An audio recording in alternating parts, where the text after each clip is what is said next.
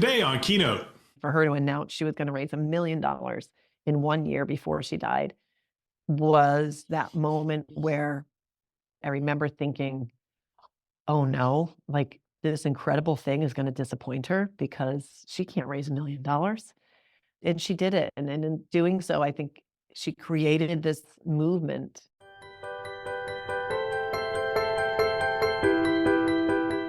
Welcome to this very special episode of This Week Health. Today we dive deep into this heartwarming story of hope, courage, and transformative power of community action. We're honored to spotlight Alex's Lemonade Stand Foundation, an incredible organization that began with a 4-year-old's lemonade stand and has since grown into a powerful force against childhood cancer. In keeping with the spirit of community and support, we have an exciting announcement for those attending the Vive or HIMSS conference this year. Look out for Captain, our lovable service dog. Snap a photo with Captain and share it with the hashtag Captain Lemonade. And we are going to donate to Alex's Lemonade Stand Foundation for every photo shared, thanks to SureTest and CTG's generous support in our united fight to end childhood cancer.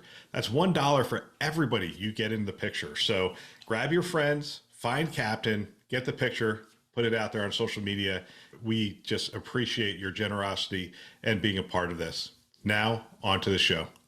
Welcome to Keynote. Today's episode, we're going to delve into the story that begins with a simple yet profound idea of a 4-year-old girl and a lemonade stand to fight against childhood cancer. And today we explore the remarkable legacy of Alex Scott and Alex's Lemonade Stand Foundation. The foundation, born from Alex's vision of raising money for cancer research through her lemonade stand, has blossomed into a national movement embodying hope, determination, and the collective power of small acts to ignite significant change. Today, we're joined by Liz Scott, Alex's mother, who continues Alex's work. Liz, welcome to the show. Thank you so much. Appreciate being here. I'm looking forward to the conversation. We were talking earlier when the team came to me and said, hey, I wanted to give back. And they said, hey, it's Alex's Lemonade Stand. This is a great organization. We want to be a part of it. I didn't know what I was stepping into. The community, the camaraderie, the stories, the people pulling me aside and thanking me at these conferences, people I've done work with for years saying, hey, let me tell you my story. It's a great community of people that are really facing childhood cancer together.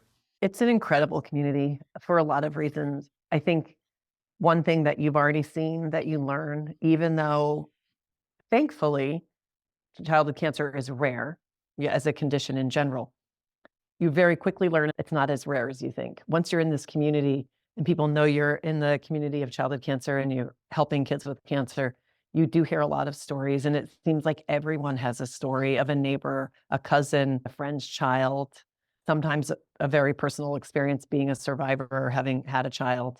And you meet some incredible people who are just super grateful that you're helping. And then you meet a whole nother community of other people who are like you, who want to help and do everything they can. And that is just inspiring to see, right? Other people who want to give to what you're doing and want to help support the cause. To me is like the thing that surprised us the most is how many people want to help.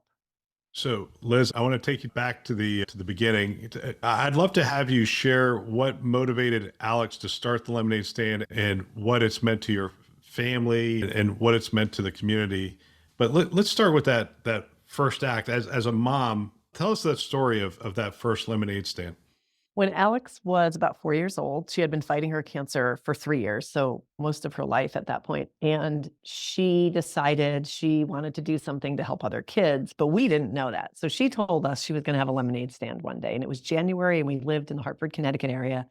And it was terrible weather for lemonade. She had just had her first experimental treatment because we were already to the point where the known cures weren't working for her. And she was inspired by that treatment, I guess, to try to do something because it really helped her. She felt better.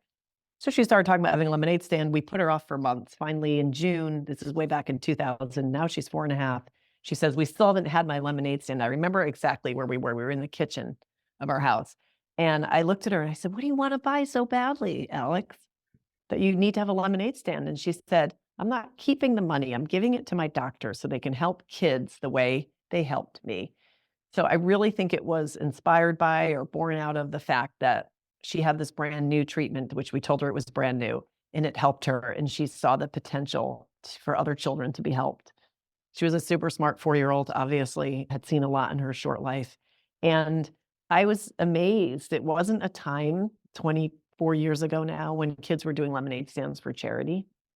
I think Alex helped bring that idea to the commonplace that it is now, and I was amazed and I was surprised. Honestly, though, I thought it was adorable. Well, Alex thought she was gonna cure cancer with a lemonade stand, and she always had these things that she was gonna do, right? So I said, "Alex, that's great. You're gonna raise 5 or $10," and I was almost laughing about it. "And you're gonna tell your doctor to cure cancer with it." And she said, "I don't care, I'll do it anyway." So that was truly how we started. It really came from her. She had the idea. She had the attitude of, like, every donation counts, which has stayed with us today, and she had the inspiration to so many other people, as I just mentioned, like, people who just wanna help and get on board and be a part of it. And that first lemonade stand raised a couple thousand bucks. Raised $2,000. We couldn't believe it. I mean, we really couldn't believe it. That was beyond anything we could have imagined, anything. We had no idea that was just the beginning. Yeah, that's amazing. In those early days, how did you balance the emotional challenges of Alex's diagnosis and treatment with supporting her vision for the lemonade stand? It was hard. I mean, the first couple years it was a lemonade stand one day in our front yard. So it didn't feel like there was a lot of balancing going on with that. When it got really hard was when she became sicker, when she's now 7 years old and 8 years old, and her lemonade stand became bigger and more well known. And that was extremely hard because physically, she was giving everything she had to her life, just getting through the day. She was often uncomfortable. We were at the hospital a lot, pretty much daily, and the future was really uncertain for her. But at the same time, this lemonade stand was taking off, and it was this, like, beautiful show of support for her and for what she was trying to do to help other kids. I also should say she didn't love attention like that, so that was stressful for her. All of the people wanting to talk to her and doing interviews, she really saw that as something she had to do, not something that she wanted to do. What she wanted to do was raise money to change things for other kids. And in order to do that, she had to have that attention. And so that alone was stressful for her. So it was a really hard time for us. Wow. So, but from a single lemonade stand to a national foundation, what were some of the pivotal moments or decisions that shaped the growth of Alex's Lemonade Stand Foundation? I think there were a couple moments, right? I mean, obviously that moment when Alex decided to have a lemonade stand to help other kids, I think is has to be credited, right? Right. I think if you fast forward to the moments that shaped the organization today, you have the moment when she was 6, maybe 6.5, when she told us after a conversation about where the money from her lemonade stands was going, that we were being selfish and that we needed to fund research all over the country for all kinds of pediatric cancer because we were only funding her type of cancer, which was neuroblastoma at the Children's Hospital of Philadelphia, which was now her main hospital. We had moved to Philadelphia. And that was a huge moment if you think about it, because that set the path for the vision that we have today, right? Which is we want cures for all kids with cancer. And it set us down the path of funding virtually every type of childhood cancer and having the impact that we've had. And then I would say another big moment was when Alex said she wanted to raise $1,000,000. She had raised about 100,000 over a few years. And that was beyond anything we could have imagined. And then for her to announce she was going to raise $1,000,000 in 1 year before she died was that moment where I remember where I was when I heard her say it. I remember thinking, "Oh, no, like, this incredible thing is gonna disappoint her because she can't raise $1,000,000." And she did it, and in doing so, I think she created this movement. People heard about this goal and wanted to be a part of it that honestly is what catapulted her legacy, and after she died, it's what allowed us to continue doing what we do and to continue to grow and to bring new people and new kids with cancer into the conversation so that we can help them all. No parent likes to be told by their kid that they're being selfish, especially when You're just trying to care for them and whatnot. But you shared that story with me last year when we were talking, and I've since shared that with a couple of groups, that conversation where she said, not just my doctors, not just my cancer, but all kids with cancer. And it's amazing to think of someone battling with cancer at that age who has the wherewithal to look at it and say, bigger than myself, beyond myself. That's an amazing gift that I wish all of us had, to be able to see beyond ourselves. I agree with you, and I think I actually appreciated the incredible person she was more as the years have gone by than in the moment. In the moment, you're having a conversation, she's your child, you're really concerned about her well-being. But more and more over the years, I look back at that moment, of the few, and I think she was really setting the vision of how we can change things for kids with cancer. By her saying that, she literally set into motion something that has allowed us to cure kids with different types of cancer from her who previously were incurable. And that is a huge gift that she gave the community, but that really, that I think of it as she gave to those other children who've been cured because of her vision. And yeah, I mean, gosh, if I could have that in my lifetime, my longer lifetime, that would be incredible.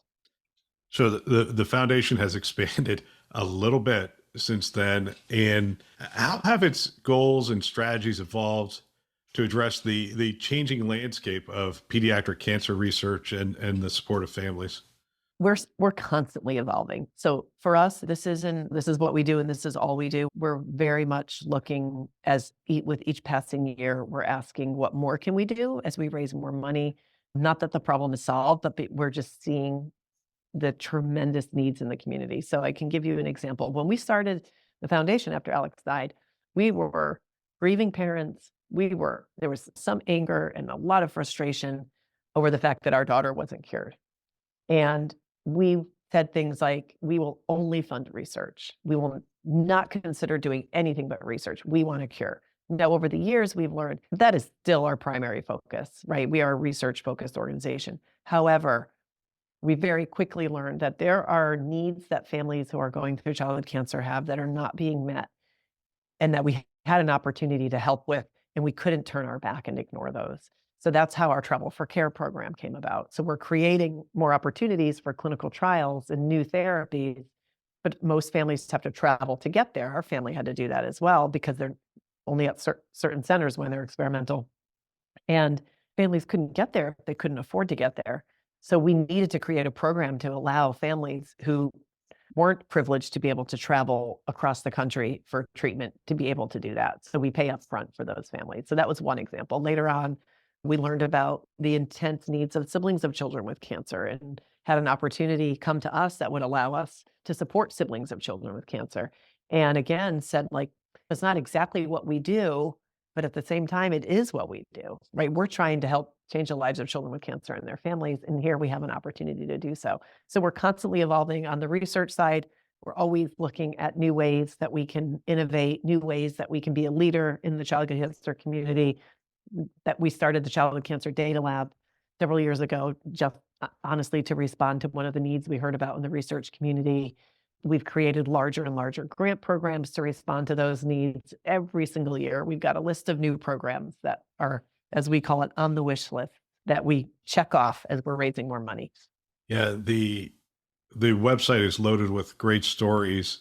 Could you share some of the achievements or breakthroughs that have been particularly meaningful to you? I mean, that's some of those stories are just amazing, and they get fed into our portion of the website and whatnot. And I just love reading the stories. And there are cures. I mean, there are essentially kids who are walking around today as a result of the research and the work that's been done. I'd love for you to share just one or two of the stories that are meaningful to you. I think the ones that they're all super meaningful. The ones that always get me, and probably because I was that parent and Alex was that child, are the ones where your kids have everything has failed them, right? These are kids who were just like Alex, who really you're at the point where you're being told there is no cure for your child, and you're given the options of, if you're fortunate, you're given the options of trying something experimental, some kind of new clinical trial. And in my experience, you go into those with hope, or you wouldn't be doing them because you want to do what's best for your child. You go in with hope, but so many treatments have disappointed you to that point that you can't even let yourself believe that they're going to work.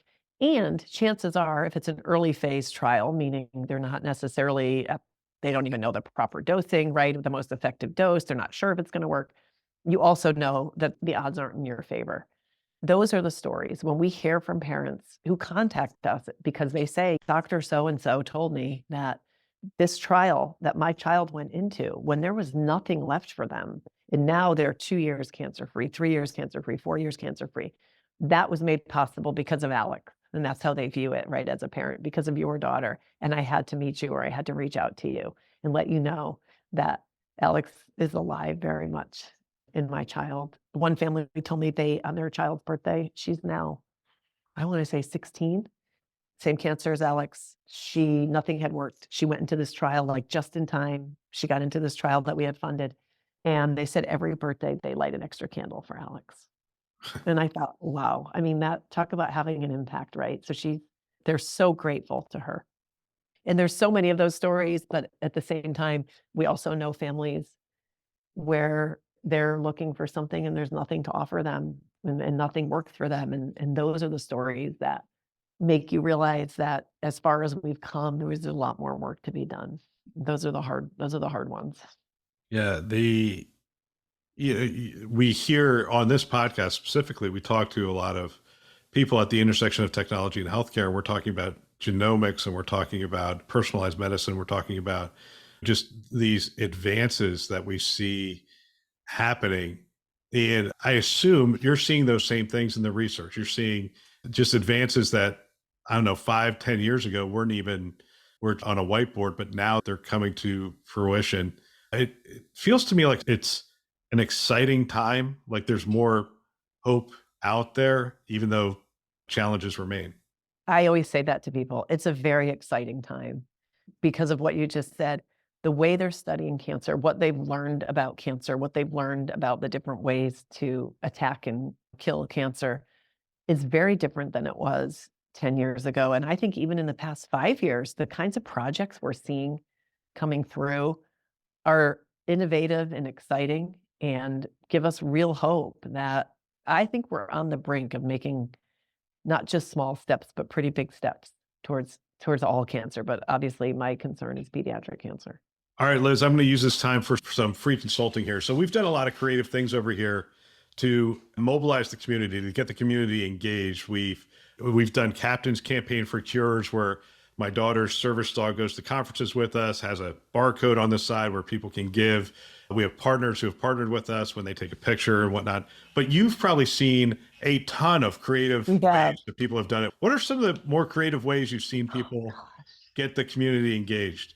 I have seen, I mean, honestly, I at the top of my head, I'd say the ones that stand out to me are when people do something, they put themselves out there and do something, I'm going to say maybe out of character or funny or something that gets other people inspired. So we've had a guy, he was a clean shaven person. He grew a beard. He said he was going to grow it for a year. Nothing, do nothing to it, just keep growing it. This thing was really a bushy beard. And then people could vote what he did with the beard, I guess. I can't remember if it was shave or no shave or what it was. Oh, he grew his hair too. They could vote on the hairstyle. They could vote on shave or no shave by donating. So whatever got the most donations is what he did. And of course, he ended up with like wacky hairstyle. But keeping the beard, I think, is what the outcome was. It was just like, no, it probably wasn't an easy thing for him to do, even though like not doing something seems easy, but I'm sure it was getting on his nerves after a little while. But was also willing to be like, hey, however you want me to cut my hair, that's how I'm going to do it. We've had people do more like community focused things where they've done like a March Madness with their pets in an office. So everybody, they had their like pets like competing for cutest, and then they would get votes, and then they would advance, and then they'd get votes, and they had like the final four of like the cutest pets in the office. But there was like, you had to donate to vote, so people wanted their pet to win, and they got a little carried away. I thought that was pretty clever. I mean, we've seen it all, dunk tank, pie in the face, jumping out of airplanes. We have somebody who's about to walk across the country to support us. Literally, he's leaving in April from Delaware. He's walking to California. It's gonna take him months and months to raise money and awareness. You name it, I feel like people have turned it into a fundraiser. Wow. I'm a little scared now that my team's going to listen to this and come back with ideas. Yeah, I could see you with a beard. I could see that. That would take a long time. I saw the chefs in Philadelphia do some things. You have some strong support, corporate support, and other organizations as well that have stepped up. What does it look like for an organization to step up? I saw some really large organizations. Do they figure out ways to get their staff involved as well? So one of the things I think that another thing that Alex taught us and gave us is people want to help if you give them a way, an easy way to do it, or a way that's within reach for them, right? A lot of people think, well, I'm not rich, or I don't have a lot of time. So what we try to work with our biggest partners around is how do we work with them to create something in their company that raises awareness, raises funds, but really means something to their employees, so their employees can participate if they choose to. And we've had partners, no two of them look the same, but the ones that have been the most successful have really embraced it as part of their company and have really worked hard to let all of their employees know at every level that Alex's is their charity and that childhood cancer is their cause, and given them ways that they can participate that don't cost them money. They don't necessarily have to show up somewhere all the time. They can do a lemonade stand, and the company will somehow support that for them. They can participate in our Million Mile in September and log miles, and the company will support that. And it's just a great way for them to create their own community around purpose in their companies. And we've had a lot of success with very big and small companies doing that. I think final question here, and I want to Yeah. thank you for your time. I really appreciate it. What message would you like to share with families currently facing the challenge of pediatric cancer, drawing on your own experience and the mission of the foundation? I think one thing I keep saying, which is people do want to help. And it's very easy to feel like you're alone. And in some ways you are alone, right? Because it's your family and it's really your day to day. But there are many people and many organizations that want to help you. And I would encourage them to reach out. Sometimes it's a hard thing to do if we're not used to asking for help, whether it's to your neighbors who've offered, to your friends who've offered, your family who's offered, social worker at the hospital saying, hey, I'm having trouble with this particular thing, or organizations like ours. We get calls every day. We have a team of family services people here who help families figure out how to get the resources they need. And every single family is different, whether it's financial, emotional, they're looking for information on clinical trials. There are organizations that are here to help, and we try to make it as easy as possible. So don't be afraid to ask for help. I love being a part of this community. I love the work that we're able to do. I also love, for those people who are like, how much of the money is actually going to childhood cancer? I love the fact that you're actually working the phones right now. Like, you had to put your phone on standby because you, who, as co-executor, are actually working the phones and answering the phones, which tells me that you guys do value making sure that the money goes to where it's supposed to go. Yeah, we all have to cover phone hours for the phones ring, and we don't have we're not paying a receptionist. So whatever your job is at Alex's, you have an hour of the day where you're responsible for answering the calls that come in, and there's someone else too. So when one of us is in a meeting, the other person can do it. So we're wearing pink today because it's Valentine's Day, but not wearing Yes. the traditional yellow. So No, I I don't even have my lemon earrings on today. I'm no yellow. I guess pink lemonade. We can try Yeah, to pass that off. we could do that. Liz, thank you again for your time. I really appreciate it, and your work. I really appreciate it. Alex's Lemonade Stand Foundation continues to make an amazing impact in the fight against childhood cancer, and we're so proud to partner with them and support their cause. As we wrap up today's episode, remember the simple yet powerful way to contribute at Vive and Hims. Find Captain, take a photo, Then use the hashtag Captain Lemonade. Grab your friends. Every smile in the photo, we're going to give $1 towards Alex's Lemonade Stand Foundation on your behalf. We appreciate the help of SureTest and CTG in helping make that happen. There's still room for more partners. If you are interested in being a partner, reach out. Let us know. Together, we can make a significant contribution to ending childhood cancer. We look forward to seeing you, your photos, and bringing our community together for this great cause. Remember, each one of us has the power to make a difference. Thanks for listening. That's all for now.